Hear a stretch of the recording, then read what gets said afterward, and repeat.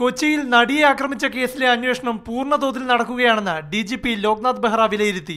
എന്നാൽ ആക്രമണത്തിന്റെ ഗൂഢാലോചന നടത്തിയ ആളിലേക്ക് പോലീസ് എത്തിയോ എന്നും നടൻ ദിലീപിനെ വീണ്ടും ചോദ്യം ചെയ്യുമോ എന്നും DGP വെളിപ്പെടുത്തിയില്ല. അതേസമയം കേസന്വേഷണത്തിൽ ആവശ്യമെങ്കിൽ അറസ്റ്റ് ഉണ്ടാകുമെന്ന് ലോക്നാഥ് ബെഹ്റ വ്യക്തമാക്കി. In this case, whenever there is a requirement to do an arrest, I will do it. And we will do it that way. കേസന്വേഷണത്തിൽ പ്രയാസകരമായ ഗൂഢാലോചനയാണ് പോലീസ് അന്വേഷിക്കുന്നത്. കഴിഞ്ഞ 2 ദിവസങ്ങളായി അത് തെളിയിക്കാൻ നിർണായക അന്വേഷണം നടക്കുകയാണെന്നും DGP വ്യക്തമാക്കി. We are taking all the best possible methods. In last 2 days we have now done something.